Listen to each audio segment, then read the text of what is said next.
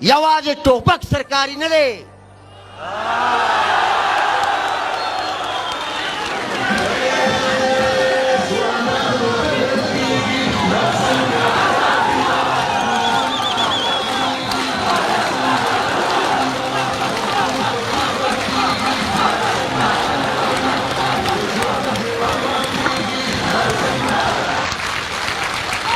پښتنو دا څه حال دی؟ تاسو وګورئ دا ظلم، د دې ظلم خلاف اواز دا د دې ملک په میډیا نه راځي. د دې ملک پارلیمان خاموشه دی. عدالت سو موټو ایکشن نه اخلي. انتظامیه تماشا کوي.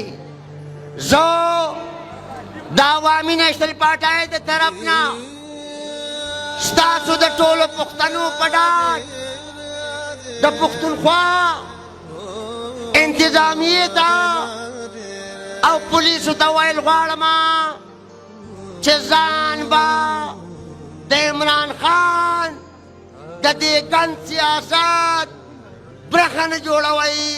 د دې ولس نوکران یئ، د دې ولس خادمان یئ. پښتونخوا پولیس زمونږ فخر دی. د پښتونخوا پولیس دا زمونږ ویاړ دی. قربانۍ ورکړي دي. د پښتونخوا ولس په پولیس باندې اعتماد دی. ما بیا اسمبلی کې ویلي دي، ایمل ولی خان اعلان کړی دی چې دا پښتونخوا دې پولیس ته پرېږده او دې ولس ته پرېږده. یوه ګنټه د ضمانت طالب پاتې شي، یوه ګنټه. دا به د ټول کام فیصله وي. موږ دلته امن غواړو. نن زما تنکو بچو بینرې لاس کې نیسلي دي، وایي موږ امن غواړو. زه د دنیا ولسونو ته ویل غواړم، زه د دنیا ټولو انسانانو ته ویل غواړم چې یاره دنیا ټولو ولسونو، ځکه چې په دنیا کې یو ریاست د پښتنو ملګری نه دی.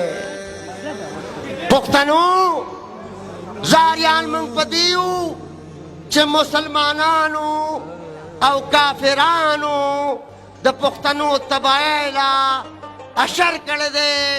ټول پښتانه به راپاسو او د دغه خپلو قاتلانو مخه به نیسو، رکاوټ به ورته اچوو، امن به قایموو.